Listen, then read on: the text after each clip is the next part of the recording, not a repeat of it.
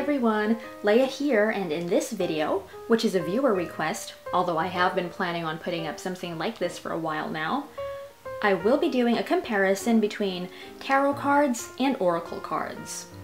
If you're a beginner to reading cards, there might be something of interest to you in this video. First of all, I want to address any fears you might have on working with either tarot or oracle decks. I am aware that many people grew up in a religious environment that discouraged its followers from using methods of divination because these were labeled as evil or the work of the devil, something like that, right? And I'm one of those people, by the way. Not the person labeling this as the work of the devil, but, you know, who grew up in that kind of environment. While I respect the existence of various belief systems, I also want to encourage anyone who wants to think for themselves to do so. If you're feeling called to finding answers for yourself, rather than accepting something at face value, you might find yourself feeling more empowered because you searched for something that makes sense to you, something that resonates with you. Even if you end up going back to the religion you were brought up in, at least now you know it's because this is what works for you, and not something that you practice just because you were told to. That said, I see tarot and oracle cards as mirrors through which we gain insight. They only reflect back to us what's going on in our lives, and listen closely here. The power isn't even in the cards. The ability to see is actually in you, the reader. Even cards portrayed as being frightening in Hollywood movies like Death, the Devil, and The Tower, which I'll show you in just a few moments, more often than not mean something way more benign than how they appear on film. For that reason, Doreen Virtue, who's a very popular figure in the metaphysical field and the creator of more than 20 oracle and tarot decks combined, she changed the scarier names in the traditional tarot system to gentler sounding ones in her own decks.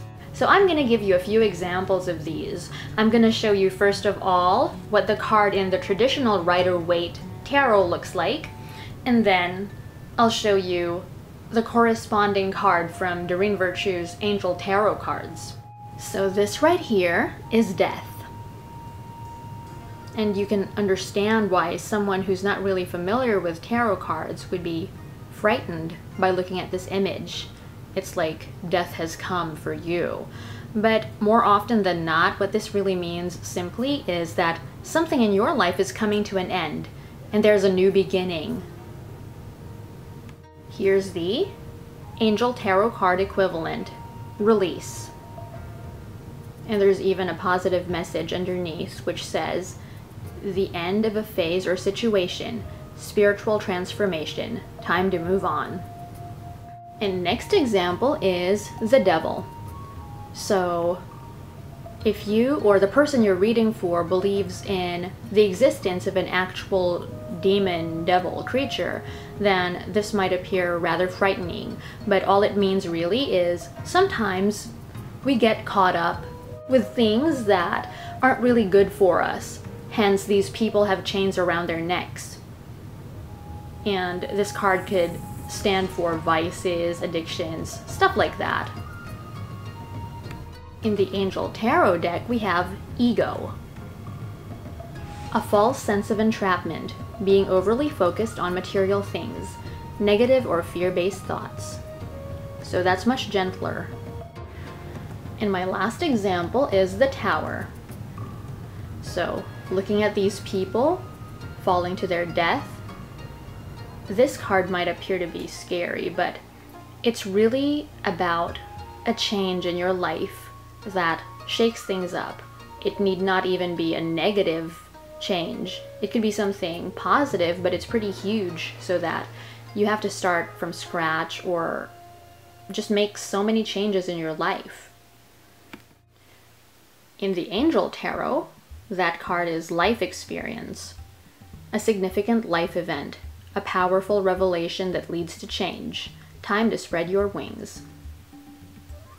I've also heard and read Doreen's explanation on why she created Angel Oracle cards, because she did come out with a lot of Angel Oracle cards before she even came out with her Angel Tarot cards.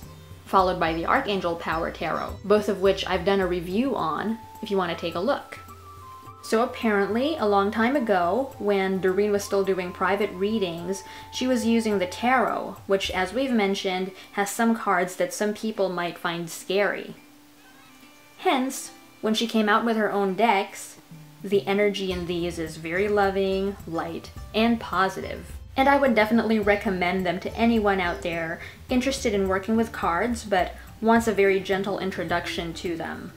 Beginners in general, I'd say, would do well to take a look at Doreen Virtue's card decks. And that's one of them right there, the Indigo Angel Oracle cards. At this point, I have a couple of reviews on her Oracle card decks, if you're looking for one. And what you can see in front of us, by the way, these cards to the left, these 4 are tarot decks, and those 4 are Oracle decks. So let's get down to the actual comparison between tarot and Oracle cards.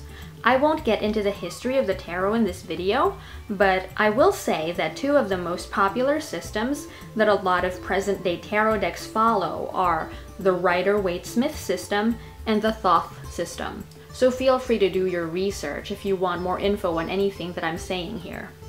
I personally follow the Rider-Waite-Smith system, as you'll see in the cards we'll be looking at in this video. On the other hand, there is more freedom in Oracle cards. They don't follow a structure other than what the creator of a particular Oracle card deck decides on. So, tarot cards have a very clear structure. A deck typically consists of 78 cards, 22 of those being the major arcana, 40 are the minor arcana, and there are 16 court cards that are also part of the minor arcana. The minor arcana is then divided into 4 suits. So feel free to take a look at any of the tarot deck reviews I have up on this channel if you want to see more of that structure. But just really quickly, let me show you what both the court cards are, and I'll also show you a picture for each of the suits. Each suit has a page, and these are all from the Suit of Cups, by the way. A knight,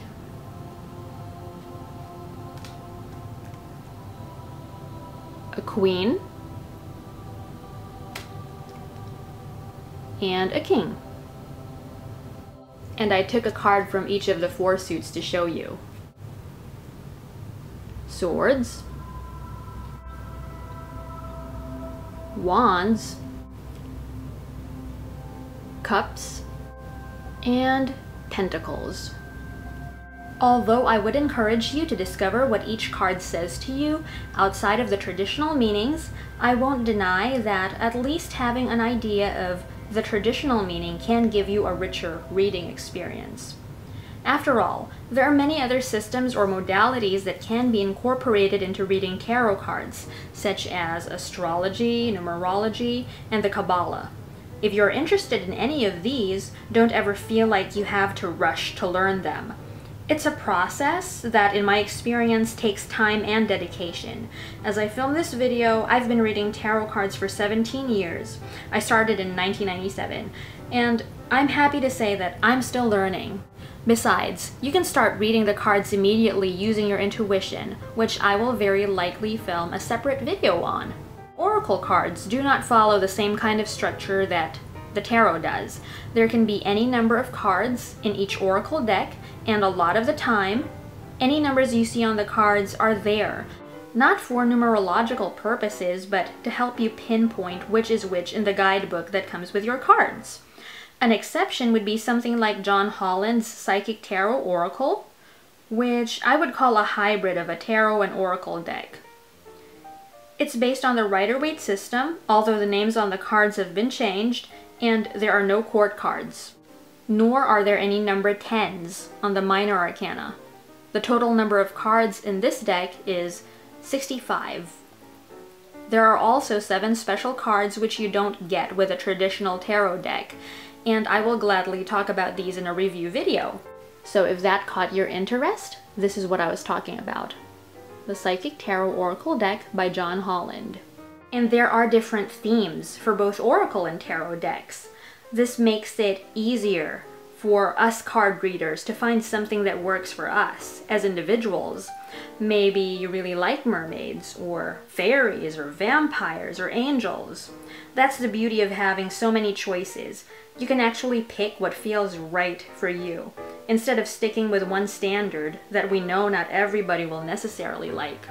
As for which cards are to be used for what, I would say that the tarot, on its own by itself, outside of using your intuition, is designed more where you can pinpoint specifics, such as events and particular people in the life of the person you're reading for. Oracle cards, by comparison, give messages or bits of advice to help you through what you're currently experiencing. You can get details and specifics while working with oracle cards, but it's usually through your intuition or other psychic senses, and not necessarily because of any information on the cards. So I'll give you an example. This is taken from Doreen Virtue's Goddess Guidance Oracle cards. We have Green Tara, start delegating. Ask others, including me, to help you, instead of trying to do everything by yourself.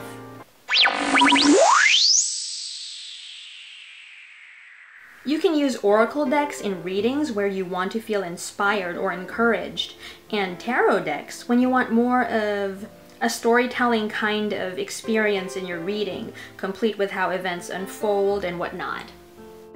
And I'm just speaking generally here because depending on how the reading goes and what you're picking up, you can also get insights and inspiring messages from tarot cards, pretty much the way that oracle cards give that kind of message.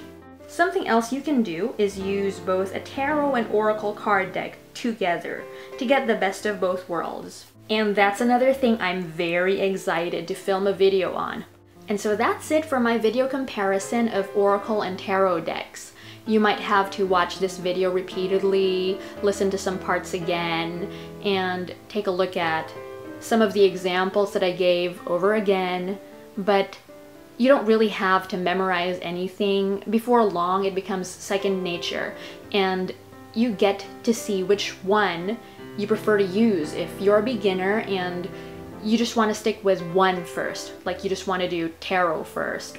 Or you feel like since oracle cards are freer and there's less memorization needed, you want to do those first. But again, back to what I said about memorizing, it's something that really takes time, and if you really wanted to start reading tarot cards right now, as you're learning the meanings, you can also use your intuition. Even much later on, when you're already familiar with the meanings of each card, I feel like intuition really plays a huge part, and that's the way that I prefer to read them, to give your intuition priority, because then it just becomes a very bookish reading if you just recite what you memorized in a book. I'll probably do more videos like this or even related to this if more points get brought up later, or I think of something comes up that's along these same lines. But in the meantime, I hope you enjoy this, I hope it was helpful, and I'll be back with so much more. Thank you so much, and namaste!